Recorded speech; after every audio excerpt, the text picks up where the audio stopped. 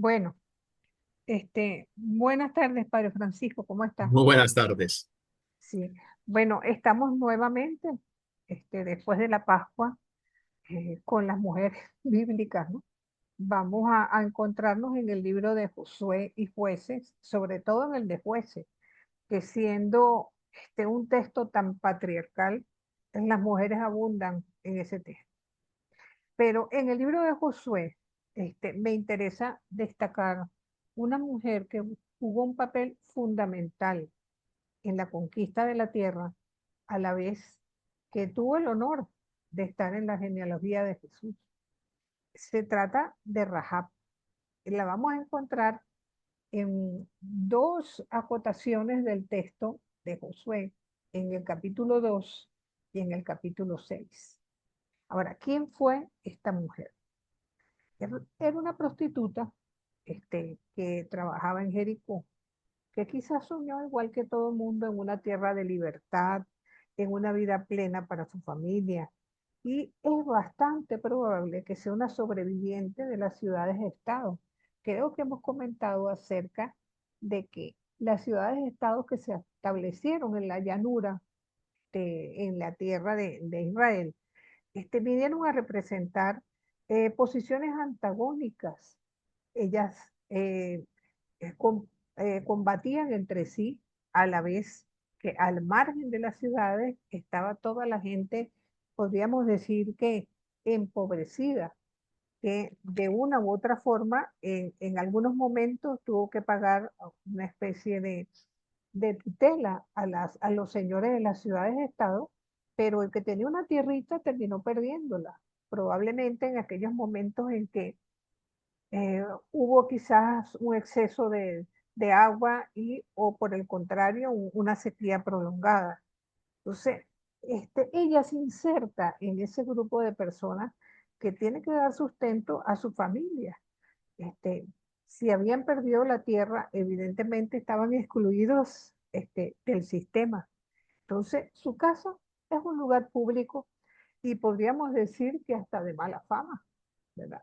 Porque estamos hablando de una persona cuya casa es una casa abierta, ¿verdad? Donde de paso se acoge a los espías hebreos que vienen a ver en esta mujer una especie de apoyo. Por la ley de las ciudades-estado estaba prohibido dar acogida a los extranjeros.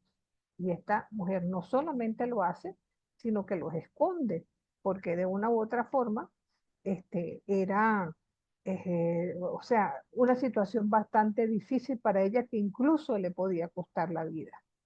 Pero, ¿qué pasó con esta mujer para que en esta situación confiara en el Dios de Israel? Y no solamente eso, ella fue una persona que hizo, si se quiere, un acuerdo precisamente con estos espías. No es presentada como una tonta, sino por el contrario, a la vez que se acoge a la fe de Israel, también busca beneficio para lo suyo. Y es interesante que la señal de esta alianza entre esta mujer y los espías sea una soga roja que en alguna forma recuerda el paso por el Mar Rojo y lo que viene a representar la salida del pueblo de Israel de la esclavitud en Egipto. Entonces, probó que de una u otra forma arriesgar su vida valía la pena. Y tanto es así que ella llegó a formar parte del pueblo de Israel, se casa con Salmón, Salmón es el papá de Boaz, Boaz es el marido de Ruth, y así entra directamente en la genealogía de Jesús. Podríamos decir que se puede hacer hasta una lectura de los cuatro lados estudiando a esta mujer, porque desde el punto de vista político, si se quiere, vamos viendo el contraste entre las ciudades-estado y el pueblo de la tierra. La gente que tenía su conquito, que muchas veces tenía que vender a su familia o venderse a sí mismo, terminan trabajando en una tierra que antes era suyo y después no le pertenece. Desde el punto de vista, estamos viendo una situación de esclavos versus esclavos, porque tanto los que viven en la ciudad como los que están fuera de la misma, están esclavizados de una u otra forma. también desde lo económico, porque se presenta la situación de la prostitución como sustento para la familia. Y desde el punto de vista religioso, tenemos Baal versus Yahvé. Entonces, de alguna manera, esta mujer viene a ser como una marca de identidad en ese paso del desierto hacia la tierra prometida. Y según el tenor del texto bíblico, gracias a ella se pudo dar esa. Yo sé que uno de ustedes va a trabajar a esta persona, por eso no quiero profundizar más en este personaje. Pero sí me gustaría, y me encanta el trabajo que hicieron ustedes acerca de Débora y Yael, porque pudimos de alguna manera confrontarnos, ¿verdad? Con estas actitudes que nosotros vemos en los textos bíblicos acerca de las mujeres, sobre todo vistas desde una perspectiva con mucha frecuencia negativa. Es el caso, ¿verdad?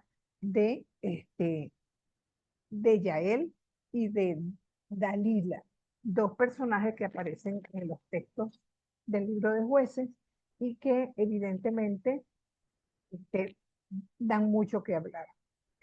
Como les digo, me encantó el trabajo que ustedes hicieron porque se ajustó mucho a lo que yo quería inculcar en este día acerca de, muchas veces depende de la posición donde estamos para que nuestras acciones sean juzgadas, bien sea en forma positiva o en forma negativa.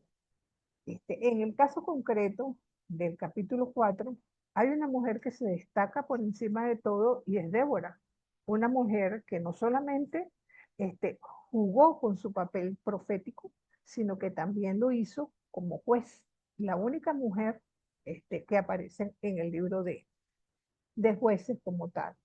Se dice que estaba casada con un tal Lapidot, pero no se la presenta como madre, que es, digamos, la postura más usual en la que vamos a encontrar a las mujeres en el Antiguo Testamento. Si traducimos su nombre, es algo así como abeja, ¿verdad? Ella no se sabe con seguridad a qué tribu pertenecía, pero es bastante probable que sea la de Efraín, dada dónde la ubican geográficamente. Es mujer, la única entre los 12 jueces mencionados, es profetisa además, y emprende junto con un general llamado Barak la importancia de derrotar a los cananeos. En este caso se trata de un general llamado Císara, ¿verdad? De uno de los pueblos cananeos contrarios a Israel, y este general de alguna manera es convocado por ella para que se vaya a la batalla con la seguridad de que Dios va a estar adelante. Y sin embargo, este general no quiere ir a la batalla si ella no va a poder. Total que ella lo acompaña hasta cierto punto, pero le hace entrever que la batalla, la victoria que iba a ser para él, en este caso, va a ser por manos de mujer. Eh, Débora no era precisamente guerrera. Entonces, ¿qué mujer es la que va a llevar adelante? Eh, Como fue una batalla en la que Dios iba por delante, el texto es muy enfático en afirmar eso. El general César sale derrotado y tiene que huir a pie y se refugia en la casa de una señora llamada Yael. Yael, la traducción es algo así como cabra salvaje. Es una mujer de su casa, esposa de un kenita, lo cual quiere decir que no era israelita, sino que por el contrario quizás era hasta aliada de Císara y de su pueblo, y que sin embargo se aprovecha de las reglas de hospitalidad, hace creer al hombre que está de su parte, que le va a dar protección, que lo va a esconder en caso de que venga alguien, y una vez que el hombre está dormido, le clava una estaca por la cabeza y lo mata. Entonces, esta mujer es vista como una especie de heroína. ¿Por qué? Porque finalmente trata de conducir, ¿verdad? A al éxito, pues, de la expedición con la muerte de este señor y por tanto la huida de todo su ejército. Ahora, ¿por qué yo la quiero contrastar con Dalila? Porque Dalila ha salido, digamos, hasta en las películas que pasan en Semana Santa, como una mujer mala, traicionera, una persona que de una u otra forma es capaz de traicionar como una especie de cazarrecompensas, inclusive si se quiere. Entonces, de alguna manera, el contraste entre estas dos mujeres en los capítulos 4 y 5 del libro de Jueces, vamos a ver que mientras Dalila actúa en el exterior, ya él actúa desde el propio lugar de su casa. Entonces, es importante destacar esto porque en la mayor parte de las veces se presenta a las mujeres como que su lugar es la casa. Mientras permanezcan en la casa, todo va a estar bien.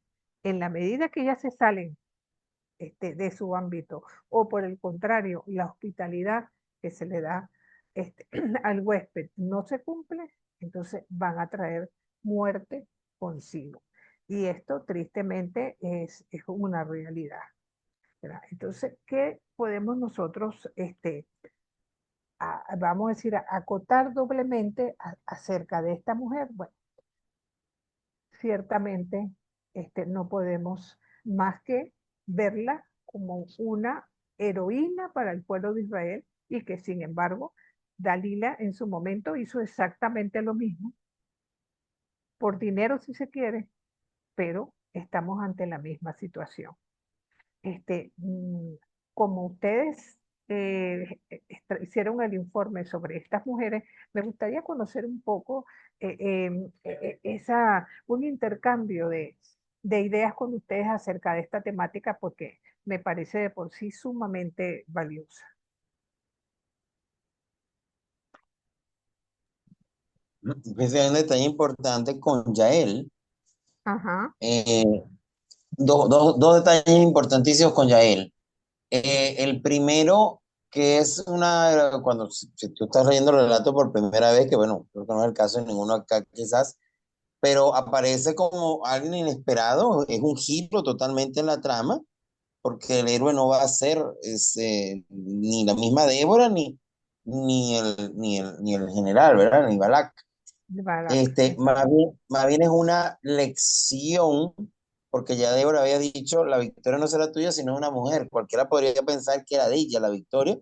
Y cuando acuerdas de esta mujer que sale anónimamente, que no es guerrera, que no está en el campo de batalla, que está en su casa y que se aprovecha de que, bueno, le llegó allí de la hospitalidad y decide dar este paso tan sagaz, tan eh, fuerte de decidir lo que hace por la salvación de su pueblo. Entonces, casi que es como una lección al miedo de Barak. Termina siendo como un castigo a su ego. Si tú quieres leer el texto de esa manera, creo que podría decirse así. Y sí, otro aspecto importante, que en el en el capítulo siguiente, que es el capítulo 5, cuando se hace el canto de victoria, se le dice a Barak, bendita tú entre las mujeres del pueblo. Y fíjense que es muy fácil recordar allí cuando la otra mujer que recibe esta alabanza de bendita tú entre las mujeres es la Virgen María. ¿Y qué habría exactamente. en común? ¿Y qué habría en común entre una y otra? Bueno, que ambas están creyendo en ese Dios que libera al oprimido y que destrona a los reyes. Y ella pues ayuda a destronar en este caso este general, dándole la cabeza. María aplastará la cabeza de la serpiente. Bueno, aquí podría hacerse una analogía espiritualmente hablando, pero que no es el caso aquí. Pero fíjate, bueno, termina siendo una heroína y una heroína totalmente emergente, por ponerle un término más moderno al asunto. Claro, no, y algo más, ¿no? En el capítulo 5 en el poema, se ve la madre de Císara esperando que el hijo vuelva a casa, ¿no? y que vuelva a casa con botín, e incluso con mujeres tomadas violentamente como trofeo de guerra, ¿no? Entonces, es bien curioso que esto sea así. Adelante, Padre Francisco.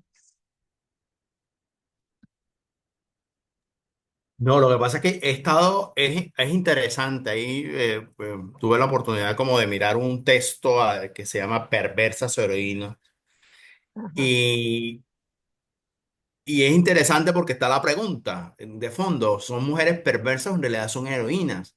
Eh, ya sí, el texto sí habla de heroína porque precisamente en ese contexto de guerra y opresión ella sale con la iniciativa para ejercer la violencia y proteger y defender al pueblo, ¿no? Como tal. Quizás sin ninguna retribución hacia ella, como en el caso de Rahab, que ella defiende su futuro, recién sale, cambia de estrato social, cambia de cambio político, desde todo el punto de vista, Rahab se la juega, es una mujer astuta en eso, yo soy voy a trabajar a Rahab, porque sale de todo el contexto precisamente eh, de apostarlo todo en contra eh, de su pueblo, ¿no?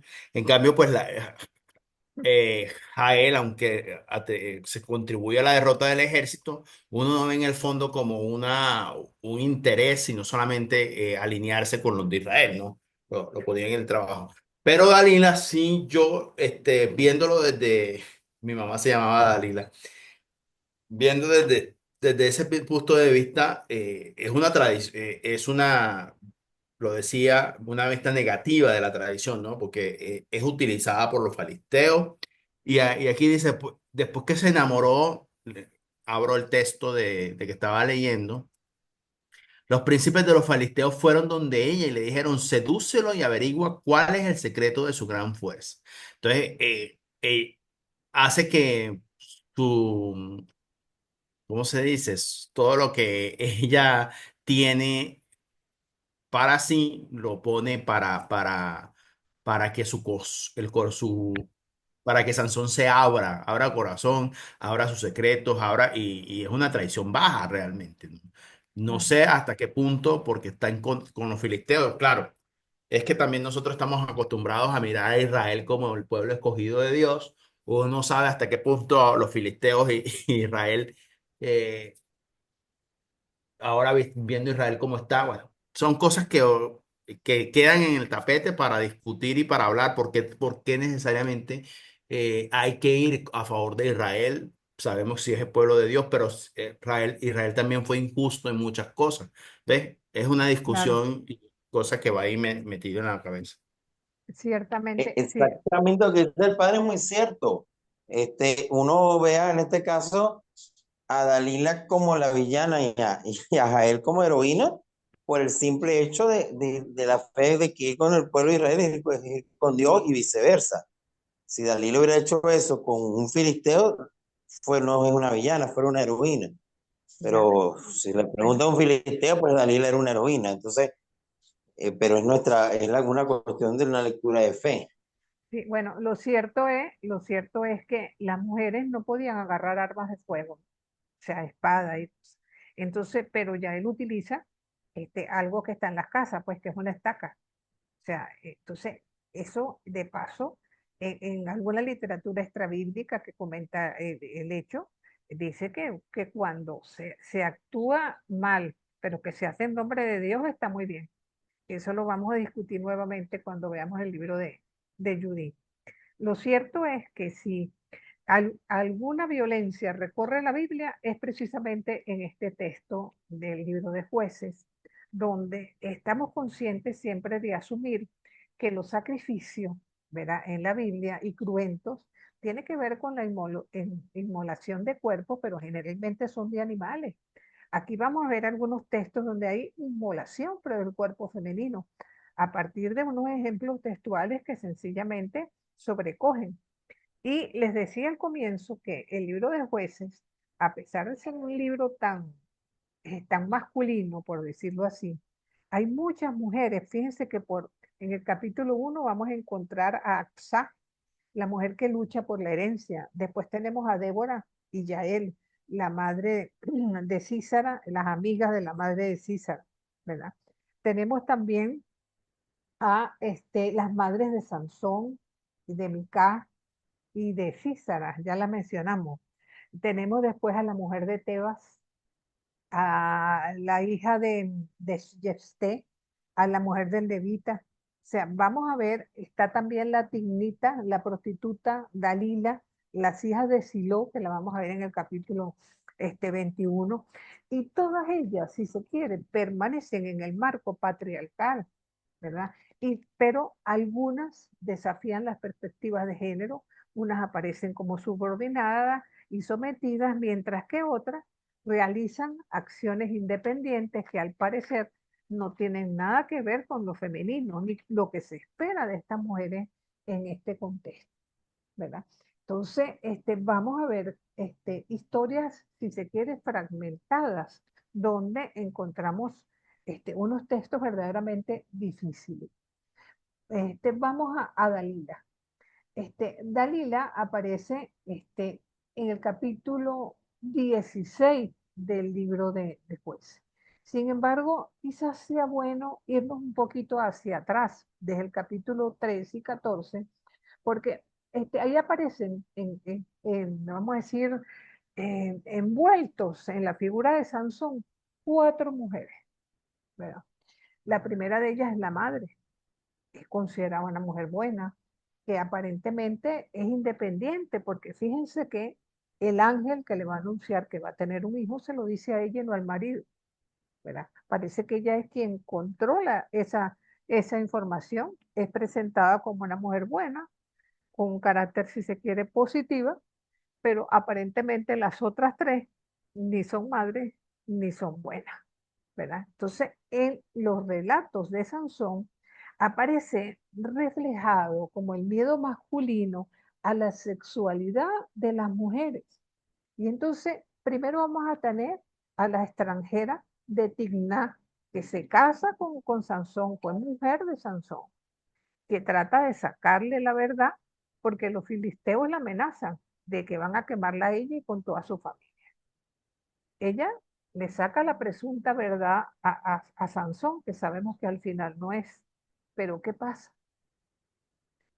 Al final la quema con toda su familia y a su casa también. O sea que de nada le sirvió haber obtenido, este, digamos, una información a favor de los filisteos. Después tenemos la prostituta que se junta con Sansón, le dan una encerrona a los dos y de bromita salvan la vida.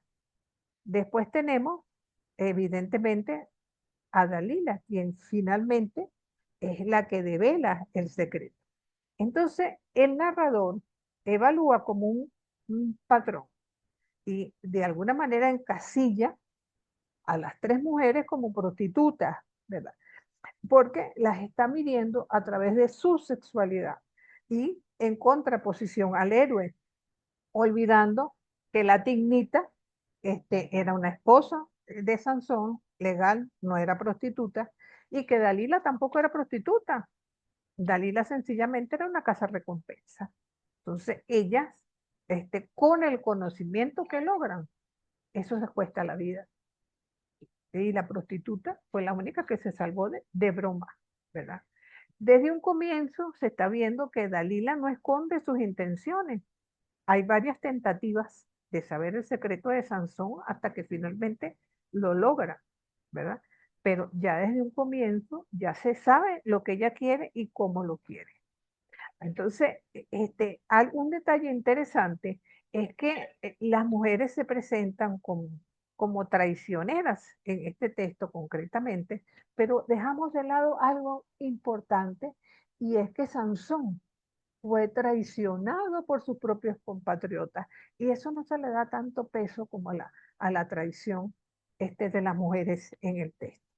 Entonces, porque en el texto de Sansón se destacan como varias estrategias androcéntricas de dominio. La amenaza, evidentemente la agresión física, la recompensa y bueno, el calificativo que de alguna manera la vincula a ser una persona buena o a una persona mala. La conclusión que pareciera desprenderse de lo que el narrador nos quiere decir es que las mujeres no son fiables, que pueden ser fácilmente manipuladas e intimidadas y que por supuesto en algunos momentos pueden ser unas depravadas morales. Por lo menos así es de algún modo como trata de presentarnos un poco el, el Como relato, una por causal de decirlo. perdición. ¿Perdón? Ajá. Como una causal de perdición. Como una causal de perdición, exactamente. Y habría que preguntarse si en verdad, qué tan cierto es todo esto de lo que estamos nosotros comentando. Porque yo creo que en el curso de la cristiandad, de alguna manera las mujeres hemos sido juzgadas de esa forma. O somos tan buenas y tan santas que tratamos de imitar a María, o estamos completamente perdidas, como tantos personajes bíblicos que tienen una óptica negativa, olvidando que las mujeres, al igual que los hombres, tenemos defectos y virtudes, cosas buenas y malas, podemos traicionar, evidentemente, pero eso no es una característica femenina, es una característica, si se quiere, humana, ¿verdad? Entonces, de alguna manera, así como hay como una corriente, una tendencia a considerar que las mujeres extranjeras causaron daño a los hombres en Israel porque los desviaron de la alianza con Yahvé, también las mujeres que no están, permanecen en su casa y que no llegan a ser madres precisamente para realizarse como tal, no son de fiar. Fíjense que recordemos lo que veíamos de Dina, la número 13 de los hijos de Jacob, que ella le pasó lo que le pasó por salir de su casa a pasear. Si se hubiera quedado en su casa tranquilita, no le hubiera pasado nada, ¿verdad? Entonces, es terrible, ¿no? Que de alguna manera el enfoque que se le da a este tipo de textos sea de alguna manera de un corte tan drástico, vamos a decir, tan radical en la consideración de lo femenino. Y es allí donde tenemos que apuntarnos, es que hay un patrón evaluativo. Entonces, y sexualmente hay un héroe que pobrecito, él se pierde por culpa de las mujeres que lo engatusan. Este, recordemos que todavía hoy por hoy, cuando pasa alguna situación parecida, siempre va a ser, ella me sedujo, ella se me metió por los ojos, yo no quería, ¿sí? Entonces, sinceramente, es terrible, ¿no? Entonces, Bueno, lo que decíamos en la primera clase, profesor, un hombre que se deja su matrimonio y se fue con la otra, ella lo embaucó, siempre va a ser ella solamente. bueno, ahí también somos culpables las mujeres, ojo, ¿no? Porque tampoco vamos a ponernos como que somos la Virgen Santísima. Este, Cuando una mujer, el marido le falta, quien hizo compromiso con uno fue el marido, no la otra, ¿verdad? Entonces casi siempre se cae encima de la otra persona, olvidando precisamente de que no fue la otra quien hizo compromiso con uno, sino entonces, es triste, pero a veces nosotras mismas tenemos la culpa de también poner nuestro granito de arena en ese tipo de actitudes. Evidentemente son negativas. Y los hombres acostumbran a apoyarse más, ¿no? Entonces, eso también habría que considerar. Sin embargo, es importante que nosotros podamos recorrer hoy dos textos en donde la violencia se cierne de principio a fin. El primero de ellos lo vamos a encontrar en el texto de Jueces 11 y se refiere a un juez que recibió el nombre de Jefté. ¿Ustedes han leído este texto? Porque si no lo han leído, es bueno que nosotros podamos retomar un poco esa lectura. Este, Al parecer, Jefté era una persona que no tenía muy buena prensa con sus compatriotas y le pone la tarea pues de ir a una batalla. él tiene muchísimo miedo de fracasar. Entonces, él le hace una promesa a Dios en la que dice que la primera persona que él encuentre cuando llega a su casa va a ser sacrificada a Yahvé. Eso de alguna manera evoca una situación a la que también podemos echarle un poquito el ojo, ¿no? Y es que si eso está en la Biblia, quiere decir que el pueblo de Israel, al igual que sus vecinos, también fue partícipe en sacrificios humanos en algunos momentos de su historia. Entonces, ¿alguien quiere leer el texto? Capítulo 11 del texto de... Yo puedo hacerlo. Adelante. Jefté el Galaadita era un valiente guerrero. Era Ajá, hijo de una prostituta y era Galaad el que había engendrado a Jefté. ajá. Pero la mujer de Galaad le había dado hijos, perdón. Cuando crecieron los hijos de la esposa, echaron a Jefté diciéndole: tú no tendrás herencia en la casa de nuestro padre, porque eres hijo de una mujer extraña. Jefté huyó lejos de sus hermanos y se quedó en el país de Tob, donde se le juntó una banda de gente miserable que hacía correrías con él. Andando el tiempo, los amonitas vinieron a combatir contra Israel, y cuando los amonitas estaban atacando a Israel, los ancianos de Galaad fueron a buscar a Jefté al país de Tob. Dijeron a Jefté: ven, tú serás nuestro caudillo en la guerra con los amonitas. Pero Jefté respondió a los ancianos de Galaad: ¿no sois vosotros los que me odiabais y me echasteis de la casa de mi padre? ¿Por qué acudís a mí ahora que estáis en apuros? Los ancianos de Galaad replicaron a Jefté: por eso ahora volvemos donde ti. Ven con nosotros. Tú atacarás a los amonitas y serás nuestro jefe y el de todos los habitantes de Galaad. Jefté respondió a los ancianos de Galaad: si me hacéis volver para combatir a los amonitas y Yahvé me los entrega, yo seré vuestro jefe. Respondieron a Jefté los ancianos de Galaad: que Yahvé sea testigo entre nosotros, si no hacemos como tú has dicho. Jefté partió con los ancianos de Galaad, y el pueblo le proclamó su jefe y caudillo. Y Jefté repitió todas sus condiciones delante de Yahvé en Mizpah. Jefté envió al rey de los amonitas mensajeros que le dijeran: ¿qué tenemos que ver tú y yo para que vengas a atacarme en mi propio país? El rey de los amonitas respondió a los mensajeros de Jefté: porque Israel, cuando subía de Egipto, se apoderó de mi país desde el Arnón hasta el Yabok y el Jordán. Así que ahora devuélvemelo por las buenas. Jefté envió de nuevo mensajeros al rey de los amonitas con este mensaje: así habla Jefté: Israel no se ha apoderado ni del país de Moab ni del país de los amonitas. Cuando subió de Egipto, Israel caminó por el desierto hasta el mar de Suf y llegó a Cádiz. Ajá. Entonces Israel envió mensaje a favor, le dejara pasar por su país, pero el rey de Edom no les atendió. Los envió también al rey de Moab, que tampoco accedió, e Israel se quedó en Cádiz. Luego, avanzando por el desierto, bordeó el país de acamparon a la otra parte del Arnón, sin cruzar la frontera de Moab, pues el Arnón es el límite de Moab. Israel envió mensajeros a Sihón, rey de los amorreos, que reinaba en Hesbón, y le dijo que por favor le dejara pasar a Israel el paso por su territorio. Reunió a toda su tropa que acampó en Jahaz y atacó a Israel.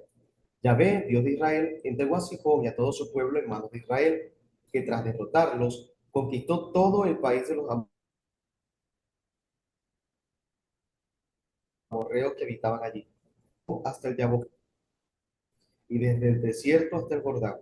De modo que después que Yahvé, Dios de Israel, ha quitado su heredad a los amorreos en favor de su pueblo Israel, ahora tú se le vas a quitar a Israel. ¿No posees ya todo lo que tu Dios, Camós, ha quitado para ti a sus poseedores? pues igualmente nosotros poseemos todo lo que Yahvé nuestro Dios ha quitado para nosotros a sus poseedores. ¿Vas a ser tú más que Balac, hijo de Zippor, rey de Moab? ¿Pudo acaso él hacerse fuerte contra Israel y luchar contra él? Cuando se estableció Israel en el Hezbón y en sus filiales, en Aroer y en sus filiales y en todos los poblados que están a ambos lados del Arnón, 300 años, ¿por qué no les habéis recuperado desde entonces? Yo no te he ofendido. Eres tú el que te portas mal conmigo si me atacas. Que el juez Yahvé juzgue hoy entre los israelitas y los amonitas. Pero el rey de los amonitas no hizo caso al mensaje que le envió Jefté. El espíritu de Yahvé vino sobre Jefté, que recorrió Galaad y Manasés, pasó por Mispe y de Galaad, y de aquí se dirigió donde los amonitas. Y Jefté hizo un voto a Yahvé: si entregas en mis manos a los amonitas, el primero que salga de las puertas de mi casa a mi encuentro, cuando vuelva victorioso de los amonitas, será para Yahvé y lo ofreceré en holocausto. Jefté pasó al territorio de los amonitas para atacarlos, y Yahvé los entregó en sus manos. Los derrotó desde Aroer hasta cerca de Minit, 20 poblados, y hasta Abel Keramín. La derrota fue grandísima, y los amonitas fueron humillados delante de los israelitas. Pero resulta que cuando Jefté volvió a Mizpa, a su casa, su hija salió a su encuentro bailando al son de las panderetas. Era su única hija. No tenía ni más hijos ni más hijas que ella. Al verla, rasgó sus vestiduras y gritó: ¡Ay, hija mía! Me has deshecho. ¿Habías de ser tú la causa de mi desgracia? Abrí la boca ante Yahvé y no puedo volverme atrás. Ella le respondió: Padre mío, has abierto tu boca ante Yahvé. Haz conmigo lo que salió de tu boca, ya que Yahvé te ha concedido vengarte de tus enemigos, los amonitas. Después dijo a su padre: que se me conceda esta gracia. Déjame 2 meses para ir a vagar por las montañas y llorar mi virginidad con mis compañeras. Él le dijo: puedes ir, y la dejó marchar 2 meses. Ella se fue con sus compañeras y estuvo llorando su virginidad por los montes. Al cabo de los 2 meses, volvió donde su padre, que tuvo que cumplir en ella el voto que había hecho. La joven no había conocido varón. De ahí nació una costumbre en Israel. Las muchachas de Israel van anualmente durante 4 días a lamentarse por la hija de Jefté el Galaadita. Palabra de Dios, te Palabra de alabamos, Dios, te Señor. alabamos, Señor. La palabra de Dios es bien fuerte. Sí, una palabra de Dios muy, muy fuerte. Entonces, fíjense aquí este detalle, aparte de que lo que estamos hablando, que los sacrificios humanos entonces existían en Israel también. Pero lo curioso en este caso es que Yesté le echa a la propia hija la culpa de la promesa que él hizo, ¿no? Porque ella, ¿por qué salió de su casa? Nuevamente, la casa es el lugar seguro para las mujeres, la que sale de su casa tiene el peligro de que le pase algo. Ahora, un voto en Israel para esta época era impropio, pero era completamente legal, ¿verdad? A la vuelta de la batalla, ¿verdad? Lanza, si se quiere, a su hija un discurso egocéntrico, prácticamente la víctima es él, porque le echa la culpa de su desgracia, entonces, cuya muerte es cuestionada porque, en cierto modo, al no tener una hija, también está privando para sí la futura descendencia. Y recordemos que para el pueblo de Israel la tenencia de los hijos era algo verdaderamente importante. La hija no sabía nada. Entonces ella antepone un discurso sereno de aceptación. De alguna u otra forma está aceptando lo que le está ocurriendo, ¿verdad?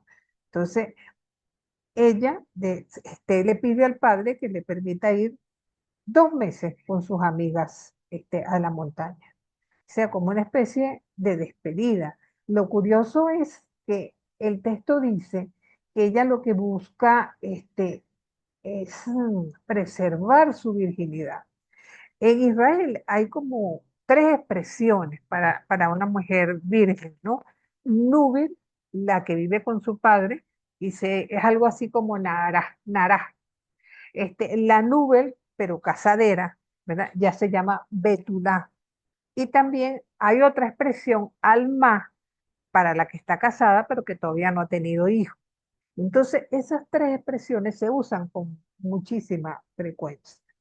Entonces, este, 2 meses que se va con sus amigas a lamentarse por la virginidad, habría que preguntarse hasta qué punto se está lamentando realmente por la virginidad o más bien para la vida que no va a tener, ¿verdad?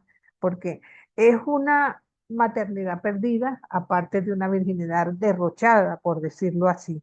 Entonces, pero hay otra interpretación, ¿verdad? Y es que va a morir, va a morir sin conocer la sexualidad, lo que abre la posibilidad a un ritual de mujeres. No lo sabemos con seguridad, el texto no aclara absolutamente nada, pero sí podemos especular, sobre todo por la manera tan fácil en que ella acepta su destino. Entonces, tampoco podemos entender virgen como la ausencia de relaciones sexuales, ¿no? Con un hombre, sino también ese tiempo de la betulá, donde se da el despertar, un poco de lo que en los jóvenes empieza precisamente junto con el desarrollo, las hormonas, vamos a llamarlo así, ¿no? Entonces, de alguna manera, estos últimos momentos de su vida, ella no los pasa junto a su padre, los pasa junto a sus amigas, precisamente, ¿no? Entonces, queda como la duda, ¿no? Sobre el estatuto de las vírgenes, que de alguna manera en este texto de jueces aparece vinculado a sacrificio, a violación e incluso hasta muerte, ¿no? Y lo curioso es que cuando el narrador habla de las amigas, utiliza la expresión rea, compañeras. Entonces debemos afirmar que llora más bien es por su muerte prematura, no por su virginidad. Una muchachita que está, si se quiere, empezando la vida y que se encuentre de frente con que esa vida está truncada sencillamente. Entonces, este es un texto bastante duro y bastante difícil de considerar, porque de alguna manera vamos viendo, ¿verdad? Cómo sorprende este, el trato, e incluso esos 2 meses que se le dan como regalo para la niña. Entonces, el estatuto de las vírgenes en este texto definitivamente está vinculado con muerte. Entonces, son mujeres israelitas en un momento crítico, único, donde el patriarcado se hace presente porque la hija o es propiedad del padre o lo es del futuro marido en su condición de esposa. Y fíjense que el texto de la mujer dice, está bien, padre mío, me voy con mis amigas, concédeme eso, ¿no? Entonces, este texto, por ende, destaca los mecanismos del patriarcado y cómo también poder resistirse de alguna manera a través del discurso, donde muchas veces las mujeres es cuando se presentan, si se quiere, enfrentadas con una realidad que les adversa completamente.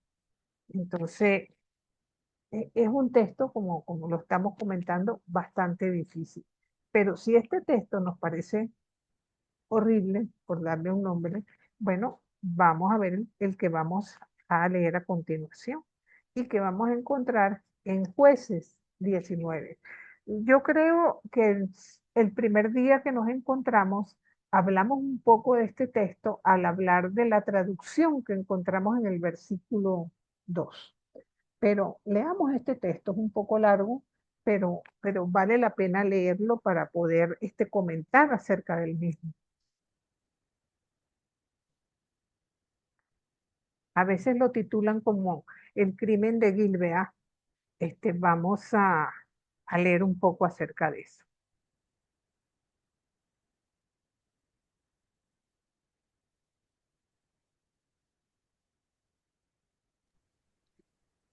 ¿Lo leo, profe?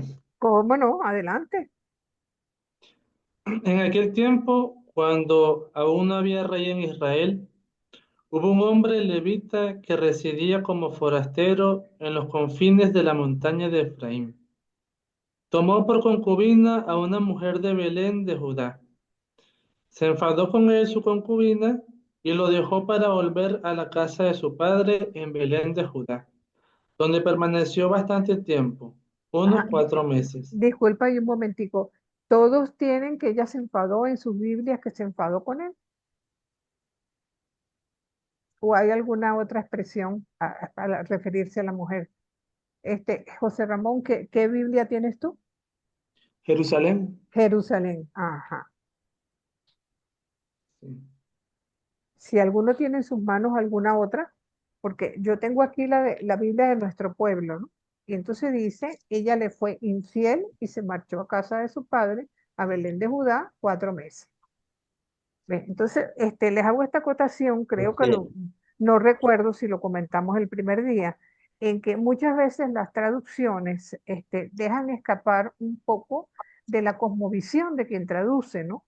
Porque hay una palabra en hebreo, sonak, ¿verdad? Que puede traducirse por infidelidad, pero también puede traducirse por enfado, porque no solamente es referida a las prostitutas, en el caso de Rajá se usa esa palabra, sonak, pero también se la sitúa en mujeres independientes que toman decisiones sin confrontar o apartándose un poco de la tutela masculina, ¿no? Como es este caso. Y en vamos, estas situaciones, ajá, adelante, también dice, ella le fue infiel y se marchó a casa de su padre. correcto. Entonces, La Biblia de nuestro pueblo. ajá, la traducción en ambos casos está bien, ¿verdad? Pero entonces, en cuanto al contexto o el sentido como tal que vamos a encontrar en un diccionario. Pero, ¿qué es lo que nos debe llevar a la traducción correcta? El contexto. ¿Qué le pasaba a una mujer que engañaba al marido? ¿No le caían a piedra? Sí, ¿Verdad claro. que sí? Entonces, Pues se fue corriendo para... exactamente, si ella se fue con su papá, cabe pensar que la traducción más adecuada es la que se disgustó, porque eso permite entender que ya estuvo allí 4 meses y que después el marido la fue a buscar cuando consideraba que ya se le había pasado la rabieta con él, como parece ser el tenor del relato.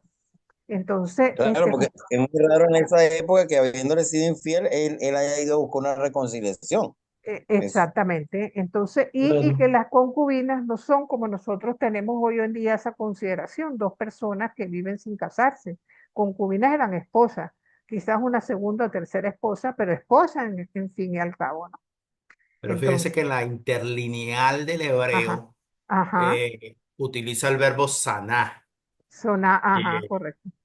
Zona, que es cometer adulterio, ajá, pero también sí, y se cometer aplica, idolatría inclusive. ajá, exacto, y se aplica a la mujer independiente también.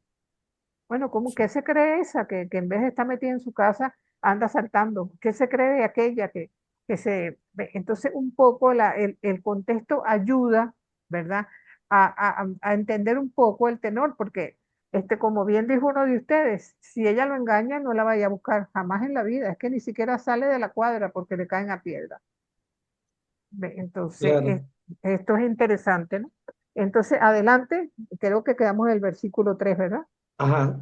Ajá, ajá. Su marido se puso en camino y fue donde ella, para hablarle al corazón y hacerla volver. Llevaba consigo a su criado y un par de asnos. Cuando llegó a casa del padre de ella, le vio el padre de la joven y salió contento a su encuentro. Su suegro, el padre de la joven, lo retuvo y él se quedó con él 3 días. Comieron y bebieron y pasaron allí la noche. Al cuarto día se levantaron de madrugada y el levita se dispuso a partir. El padre de la joven dijo a su yerno: toma un bocado de pan para cobrar ánimo y luego marcharás. Se sentaron y se pusieron a comer y beber los dos juntos. Luego el padre de la joven dijo al hombre, decídete, pasa aquí la noche y que se alegre tu corazón.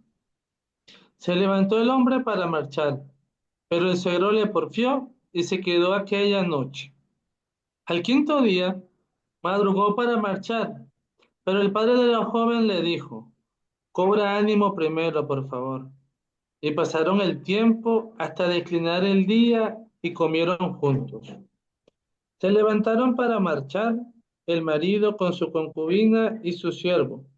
Pero su suegro, el padre de la joven, le dijo, mira que la tarde está al caer. Pasa aquí la noche y que se alegre tu corazón. Mañana de madrugada marcharás y volverás a tu tienda. Pero el hombre no quiso pasar la noche allí. Se levantó, partió y llegó frente a Jebús, o sea, Jerusalén. Llevaba consigo los dos asnos cargados, su concubina y su criado. Cuando llegaban cerca de Jebús, era ya hora muy avanzada.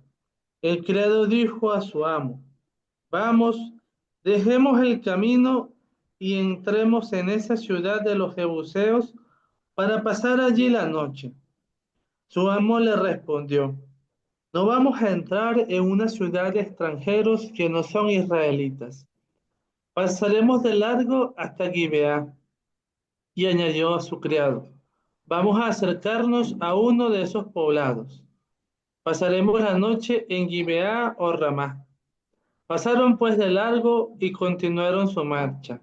Y a la puesta del sol llegaron frente a Gibeá de Benjamín. Se desviaron hacia allí y fueron a pasar la noche en Gibeá. El levita entró y se sentó en la plaza de la ciudad, pero no hubo nadie que les ofreciera casa donde pasar la noche. Llegó un viejo que volvía por la tarde de sus faenas del campo. Era un hombre de la montaña de Efraín que residía como forastero en Gibeá, mientras que la gente del lugar era benjaminita. Alzando los ojos, se fijó en el viajero que estaba en la plaza de la ciudad y el anciano le dijo, ¿a dónde vas y de dónde vienes? Y el otro le respondió, estamos de paso, venimos de Belén de Judá y vamos hasta los confines de la montaña de Efraín, de donde soy. Fui a Belén de Judá y ahora vuelvo a mi casa, pero nadie me ha ofrecido su casa. Y eso que tenemos paja y forraje para nuestros asnos, y pan y vino para mí, para tu sierva, y para mí, para tu sierva y para el joven que acompaña a tu siervo. No nos falta nada. El viejo le dijo, la paz sea contigo. Yo proveeré a todas tus necesidades, pero no pases la noche en la plaza. La llevó pues a su casa y, y echó pienso a los asnos. Y ellos se lavaron los pies, comieron y bebieron. Mientras alegraban su corazón, los hombres de la ciudad, gente malvada, cercaron la casa y golpeando la puerta le dijeron al viejo dueño de la casa, haz salir al hombre que ha entrado en tu casa para que lo conozcamos. El dueño de la casa salió donde ellos y les dijo, no, hermanos míos, no se porten mal, puesto que este hombre ha entrado en mi casa, no cometan esa infamia. Aquí está mi hija, que es doncella. Se las entregaré. Abusen de ella y hagan con ella lo que les parezca. Pero no cometan con este hombre semejante infamia. Pero aquellos hombres no quisieron escucharle. Entonces el hombre tomó a su concubina y la sacó fuera. Ellos la conocieron, la maltrataron toda la noche hasta la mañana y la dejaron al amanecer. Llegó la mujer de madrugada y cayó a la entrada de la casa del hombre donde estaba su marido. Allí quedó hasta que fue de día. Por la mañana se levantó su marido, abrió las puertas de la casa y salió para continuar su camino. Y vio que la mujer, su concubina, estaba tendida a la entrada de la casa, con las manos en el umbral. Y le dijo, levántate, vámonos. Pero no le respondió. Entonces el hombre la cargó sobre su asno y se puso camino de su pueblo. Llegado a su casa, cogió un cuchillo y tomando a su concubina la partió miembro por miembro en 12 trozos y los envió por todo el territorio de Israel. Y dio esta orden a sus emisarios. Esto han de decir a todos los israelitas. ¿Se ha visto alguna vez cosa semejante desde que los israelitas subieron del país de Egipto hasta hoy? Piensen en ello, pidan consejo y tomen una decisión. Y Palabra de todos Dios. Palabra de Dios. y alabamos, Sí, Señor. sí, señor. Bueno, fíjese qué rudo es este texto, ¿no? Donde nuevamente se pone en evidencia la importancia de la hospitalidad al huésped y donde esa hospitalidad llega a ser incluso más importante que, vamos a decir, que la virtud de una mujer, incluso de la propia hija, ¿verdad? Entonces, esta es otra historia de sacrificio femenino. Una mujer sin nombre de la que aparentemente, a pesar de su independencia y de que tuvo el valor de irse donde el marido, no, no sabemos ni siquiera si dijo una palabra. El narrador la califica como sonat, ya lo dijimos, que puede ser interpretado o como prostituta, como una mujer infiel o una mujer independiente, con autonomía relativa, ¿verdad? Dejando la idea de que es propiedad del marido, ¿verdad? Lo que supone esa decisión de dejarle e irse donde su padre, evidentemente no podía traerle nada bueno. Allá sufre una degradación progresiva y brutal. El padre se la devuelve al marido, ¿verdad? Debemos recordar que probablemente ese padre recibió una dote por entregar esa hija, ¿verdad? Entonces, de allí en adelante, ¿verdad? Es utilizada por los hombres por supuestamente querer humillar al levita. Entonces, su cuerpo y su sexualidad son el mensaje donde captamos de alguna manera el funcionamiento ideológico del poder. Los hombres de Gibeá no son homosexuales. Amén. No son, disculpen que me estaba sonando el teléfono para quitarlo. Ajá. No son homosexuales, ¿verdad? Entonces, ese es el mayor insulto que se le puede decir al hombre, porque con eso se le está diciendo que actúa como mujer, porque debemos entender que en las relaciones homosexuales hay un sujeto que es pasivo y otro que es activo, ¿no? Entonces, en la Biblia, de alguna manera, eso implica una sumisión total y absoluta, humillación y hasta mancha, por decirlo de alguna manera, ¿verdad? Entonces, y como la mujer es propiedad del hombre, ¿verdad? ¿Qué hacen con ella? Todo lo que se haga con ella repercute en su honor, ¿verdad? Entonces, el levita, al final del relato, cuenta su historia, ¿verdad? Diciendo que lo querían matar, me querían matar, ¿verdad?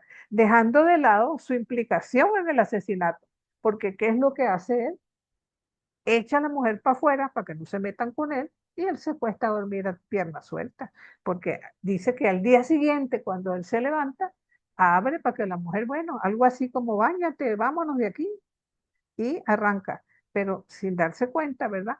Que todo ese daño que le hicieron durante la noche le costó precisamente la vida, ¿verdad?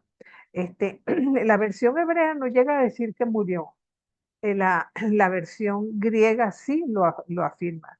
Entonces, este relato convierte el cuerpo de la mujer en propiedad y símbolo de la expresión patriarcal del momento. Está en la amenaza que al descuartizarla la desexualiza, ¿verdad? Y los trozos enviados a las distintas tribus ya no son peligrosos. Lo cierto es que este es un caso más donde se culpabiliza a la víctima, ¿no? Y una llamada de atención a no sobrepasar los límites, porque todos los límites que se sobrepasan conducen a la muerte. Nunca se le concede la palabra a esta mujer. Y el levita lo primero que hace es convocar a la asamblea de tribus para pedir una reparación que va a conducir en el capítulo 20, que se ve que van a una guerra donde prácticamente casi exterminan a la tribu de Benjamín, ¿verdad? Entonces, paradójicamente, al destruir la evidencia del crimen, al descuartizar el cuerpo de su esposa, en cierto modo él se autoacusa, por decirlo así. Entonces, este, podemos seguir leyendo el texto desde el prisma de la hospitalidad, ¿verdad? Porque tratar de ver y desde la historia, desde la antropología, desde la filología de los textos, podemos nosotros también modificar este punto de vista, ¿verdad? No es fácil, evidentemente que no. Entonces, no es casualidad que en jueces las que matan son mujeres independientes y ¿cómo se llama? Y las matadas, en cambio, son propiedad de alguien, ¿verdad? Entonces, los asesinatos de los hombres, ¿verdad? Se justifican en función de la guerra, por honor quizás, pero de los de las mujeres, en ámbitos de culpabilidad. ¿Cuál fue la culpa de esta mujer? Disgustarse con el marido e irse donde el papá. Entonces, de alguna manera yo creo que es un momento que en nuestra iglesia se abran espacios contrapatriarcales en los que pues, seamos capaces de leer estos textos con otros ojos. Porque fíjense que en el capítulo 20 vamos a ver que se va a la guerra y como les digo, casi la tribu de Benjamín es desaparecida casi en su momento. Ya te voy a ¿cómo se llama? La palabra, Néstor, dame un segundito. Pero en el capítulo 20 vamos a encontrar un texto que también habla de, vamos a decir, brutalidad y violencia hacia la mujer. Y ya veremos por qué. Adelante, Nelson. Ajá, profe, que decía algo y era lo siguiente respecto a este cuestión del levita, esta historia, que hay entonces, según la diferencia de versiones, la posibilidad de que él haya terminado de rematarla para poder luego mutilarla No, y tomarla como fruto de guerra. no, evidentemente que está muerta. Lo que pasa es que el texto en hebreo lo deja entrever, no lo dice explícitamente. En cambio, la versión griega, la Septuaginta, lo expresa con claridad. Evidentemente está muerta y entonces es explícito el texto en la versión griega, en la hebrea no. Fíjense que ella Sí. está tirada y le dice levántate cuando se da cuenta que no se levanta porque está muerta, pero no lo expresa de Ahora, esa forma. la falta de valor de él, ya que llevando ese texto y contemplándolo, se ve como una desfachatez en él, o sea, levántate y vamos, como si estuviera ya haciendo la siesta, ¿no? Como cuando uno apura a la esposa para irse para el cine, una cosa después de lo que ella está viviendo allí. Después de lo que está viviendo, sí, señor. Tal cual, así mismo Es como, una cuestión tan fría, sí, tan, pero así son las cosas. Y como les decía, este es un texto bastante cruento, por decirlo así. Y va hablando también de una época de guerra. Recordemos que los jueces y Josué marcan la pauta en los momentos en que ellos, si bien han llegado a la tierra prometida, están tratando de estabilizarse en la región, donde evidentemente tienen confrontaciones con los pueblos vecinos. Recordemos que estas no, ni que este tipo de oposiciones, texto parece que empieza diciendo cuando no había jueces y cada quien hacía lo que le parecía, diríamos nosotros, hacía lo que le daba la gana, o sea, es como justificar el vacío de poder, la anarquía a la que se había llegado, ¿no? sí, pero Que todo eso va a llevar a la necesidad, a la necesidad futura de una sí, monarquía. pero no en todo el libro de jueces vamos a encontrar esa perspectiva. Hay unos, hasta el capítulo 16 es así. Más bien se veía como en forma muy positiva la llegada de la monarquía y de un rey, pero del 16 en adelante se ve esta perspectiva en la que sencillamente la ausencia de un rey que sea capaz de coordinar, de alguna manera de unificar todas las tribus es vista de alguna manera en forma muy negativa. Sabemos que fue hasta David quien finalmente venció a los filisteos y por fin pudieron gozar de una época de paz y de serenidad, ya incluso como imperio. Entonces, vamos a leer el capítulo 21, a ver un poco qué expresa ese texto acerca de la situación de las mujeres que fueron dadas a los benjaminitas.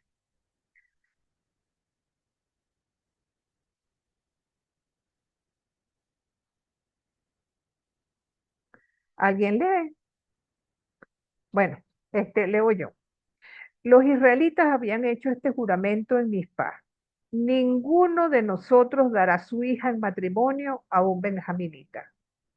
Fueron a Betel y estuvieron allí sentados ante Dios hasta la tarde, gritando y llorando inconsolables. Y decían, ¿por qué, Señor Dios de Israel, ha pasado esto en Israel, que ha desaparecido hoy una tribu de Israel? Al día siguiente madrugaron, construyeron allí un altar y ofrecieron holocaustos y sacrificios de comunión. Después preguntaron, ¿quién de entre todas las tribus de Israel no acudió a la asamblea ante el Señor? Porque se habían juramentado solemnemente contra el que no se presentase ante el Señor en Mizpat en estos términos, moriría irremediablemente. Los israelitas sentían lástimas por su hermano Benjamín y comentaban, una tribu se ha desgajado hoy de Israel. ¿Cómo proveer de mujeres a los supervivientes? Porque nosotros nos hemos juramentado por el Señor a no darle nuestras hijas en matrimonio. ¿Quién de las tribus de Israel no se presentó ante el Señor en Mizpat? Resultó que ningún hombre de Yabes de Galaad había venido al campamento para la asamblea. Al pasar revista a la tropa, vieron que allí no había nadie de Yabes de Galaad. Entonces la asamblea mandó allá 12,000 soldados con esta orden. Vayan y pasen a cuchillo a Yabes de Galaad, sin perdonar mujeres ni niños. Háganlo de modo que exterminen a todos los hombres y a las mujeres casadas, dejando con vida a las solteras. Así lo hicieron. Y resultó que en Yabes de Galaad había 400 muchachas jóvenes no casadas y las llevaron al campamento de Silo, o sea que las secuestraron, en tierra de Canaán. Luego envió la asamblea una embajada a los benjaminitas de Selah a Rimón con propuestas de paz. Los benjaminitas volvieron y los hombres de Israel les dieron las mujeres que quedaban de Yabes de Galaad, pero no hubo para todos. El pueblo se compadeció de Benjamín porque el Señor había abierto una brecha en las tribus israelitas. Los ancianos de la asamblea se preguntaban, ¿cómo proveer de mujeres a los supervivientes? Porque las mujeres de Benjamín han sido exterminadas. Que los supervivientes de Benjamín tengan herederos y no se borre una tribu de Israel. Claro que nosotros no podemos darle nuestras hijas en matrimonio, porque habíamos jurado, maldito el que dé una mujer a Benjamín. Entonces propusieron, está la fiesta del Señor que se celebra todos los años en Silo, al norte de Betel, al este del camino que va de Betel a Siquén. Y dieron estas instrucciones a los benjaminitas. Vengan a esconderse entre las viñas y estén atentos. Cuando salgan las muchachas de Silo a bailar en grupos, salgan también ustedes de las viñas y róbese cada uno una mujer. Váyanse a su tierra. Si luego vienen sus padres o hermanos a protestar contra ustedes, les diremos, tengan compasión de ellos, que no las han raptado como esclavas de guerra, ni ustedes se las han dado, porque en este caso serían culpables. Los benjaminitas lo hicieron así y de las danzantes que habían raptado, se quedaron con las mujeres que necesitaban. Después se volvieron a su herencia, reconstruyeron sus ciudades y las habitaron. Los israelitas se reintegraron, cada uno a su tribu y a su clan, y se fueron de allí, cada cual a su herencia. Por entonces no había rey en Israel, cada uno hacía lo que le parecía bien. Palabra de Dios. Entonces, podemos entonces imaginar, ¿verdad? Este es un caso de secuestro abiertamente justificado por la ausencia de mujeres para los hombres de él. de Benjamín. Entonces, con este texto concluye el libro de Jueces. Entonces, fíjense que estamos ante una literatura sumamente violenta, sumamente fuerte, en la que evidentemente la situación de las mujeres no se presenta de manera ni fácil ni grata. Entonces, de aquí en adelante damos un paso hacia la monarquía, donde también vamos a observar si hay un cambio en la situación de la mujer. Por eso el informe de la semana que viene tiene que ver un poco con el papel de las reinas madres, las que son hermanas, las que son hijas. Y específicamente, les propongo la lectura de la segunda de Samuel, en el capítulo 13, que habla de la hermana de Tamar, la hermana de David. Este es un caso que vamos a ver de incesto. Entonces, tenemos pocos minutos, pero les creo que como 3 minutos, si alguien quiere hacer algún comentario, está completamente abierto el micrófono. La tarea es puro de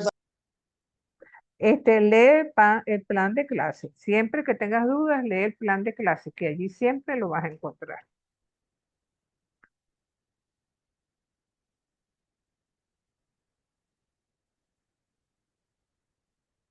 Bueno, si no hay ningún comentario ni algún texto, me gustaría sí saber si ustedes estos textos lo habían leído, porque ciertamente hay textos en los que uno como que les ha pasado por encima, ¿no? Y solamente cuando se detiene a estudiarlos es que se da cuenta, de las implicaciones tan rudas que a veces los textos nos interpelan.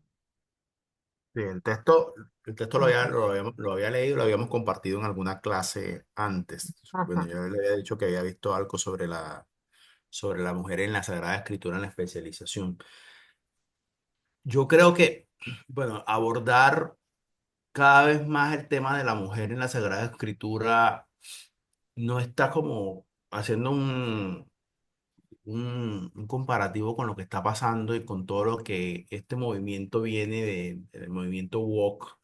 ¿Hasta qué punto realmente el feminismo le está dando una importancia a la mujer de lo que es, ¿no? De lo que realmente la mujer es y da en su propio liderazgo femenino, ¿no?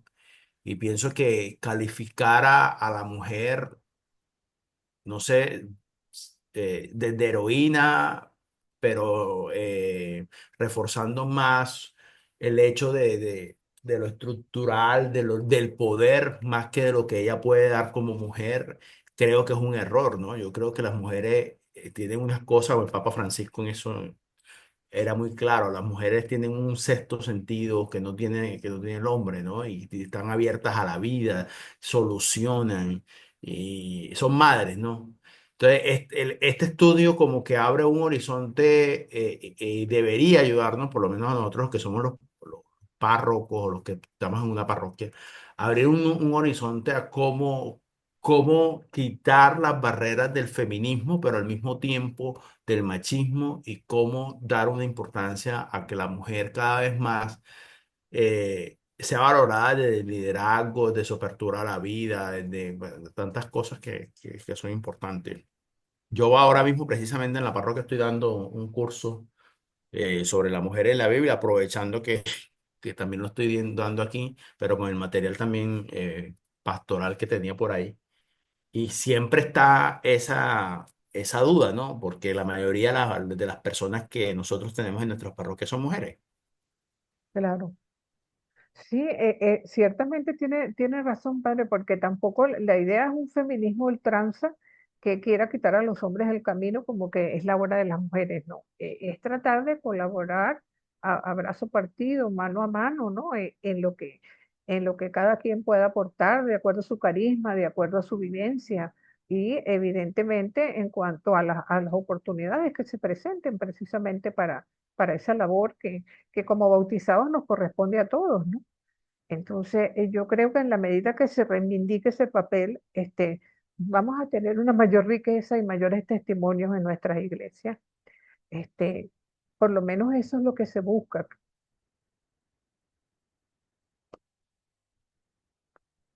Exactamente. Bueno, mi gente, yo creo que en cualquier momento nos quitan la grabación porque estamos ya sobre la hora que nos han colocado como límite, ¿no? Entonces, Dios mediante, nos estaremos viendo la semana próxima y ya tocaríamos el tema de la monarquía y del papel de las mujeres dentro del sistema monárquico de Israel.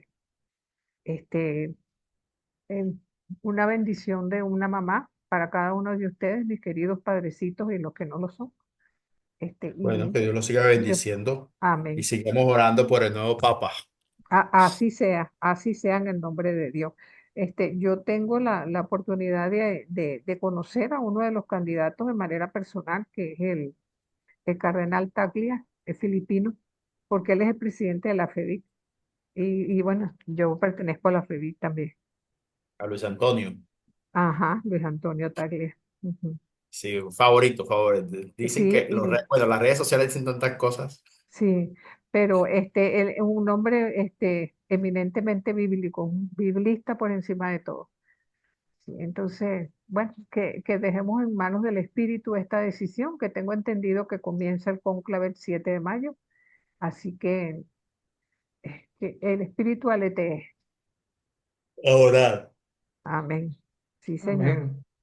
Así es. Bueno, muy buenas tardes para todos y que les vaya muy, Gracias, pero profe. muy bien. Hasta luego, profe, gracias. Hasta luego Muy a bien. todos. Amén.